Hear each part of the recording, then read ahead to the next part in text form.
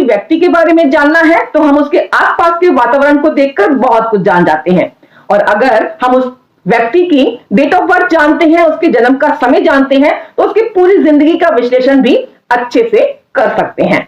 यूं तो social media पर बहुत सारा मटेरियल उपलब्ध है इस विषय पर, लेकिन मैंने नोटिस किया कि ये सारी गणनाएं, ये सारी कैलकुलेशन जो है अंग्रेजी कैलेंडर के हिसाब से यहाँ पर सोशल मीडिया पर बहुत ही ज्यादा उपलब्ध है।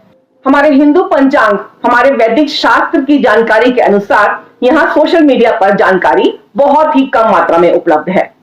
हमारी यंग जनरेशन को या फिर हम में से बहुत सारे लोगों को हमारे हिंदू पंचांग की, हमारे वैदिक शास्त्र के बारे में पूर्णतः जानकारी नहीं है, या हम उसे समझ ही नहीं पाए हैं।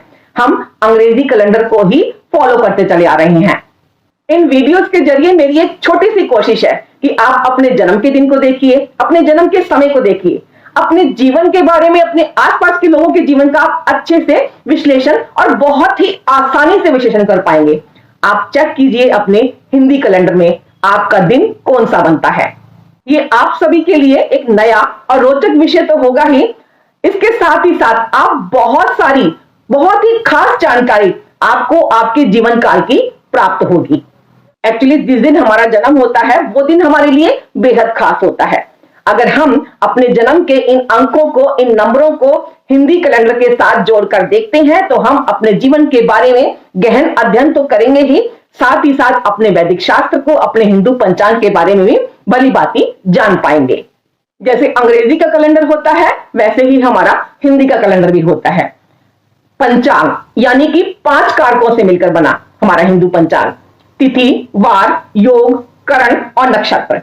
अब इस हिंदू पंचांग में भी एक साल में 12 महीने होते हैं, हर महीने में 30 दिन होते हैं, ये हम सब भली भांति जानते हैं। जब पृथ्वी सूर्य के चारों ओर चक्कर लगाती है तो महीने काउंट होते हैं, और जब चांद पृथ्वी के चारों ओर चक्कर लगाता है तो दिनों की गणना की जाती है। इतना तो हम सभी भली भांति जानते हैं। अब दिनों की संख्या की गणना सूरज और चांद की गति पर निर्भर करती है। चांद की 16 कलाएं होती हैं जो घटती बढ़ती रहती हैं। जैसे जैसे चांद की कलाएं घटती हैं या फिर बढ़ती हैं, वैसे ही हमारे मानव मन पर, हमारे मस्तिष्क पर, हमारे संपूर्ण जीवन पर उसका बहुत ही गहरा असर पड़ता है।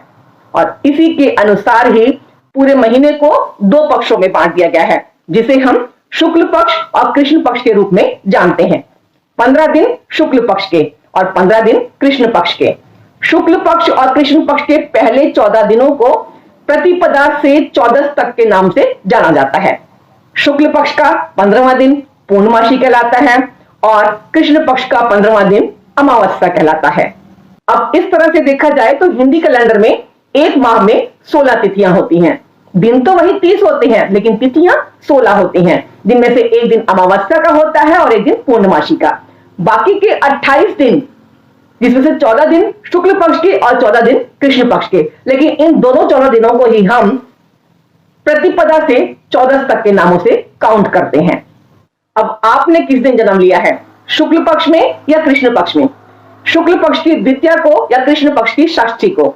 जब तक मैं हिंदी कैलेंडर के बारे में दूसरी वीडियो लेकर आती हूं तब तक आप अपने बारे में ये जानकारी हासिल करके रखिए कि आप शुक्ल पक्ष में जन्मे हैं या कृष्ण पक्ष में। शुक्ल पक्ष की कौन सी तिथि को जन्मे हैं या कृष्ण पक्ष की कौन सी तिथि को जन्मे हैं। मेरी अगली आने वाली वीडियोस में इसके बारे में हम विस्तृत जानकारी हासिल करेंगे। तब तक के लिए इस वीडियो को मैं यहीं पर समाप्त करती हूं। मेरे इस नए चैनल को अगर आपने अभी तक सब्सक्राइब नहीं किया है तो कृपया जरूर सब्सक्राइब कर लीजिएगा। वीडियो अच्छी लगती है तो आगे शेयर भी कर दीजिएगा, ताकि हम सब, आप सब एक साथ जुड़े रहें। मैं आरुमि अभी आप सबसे विदा लेना चाहूंगी। जय श्री कृष्ण दोस्तों।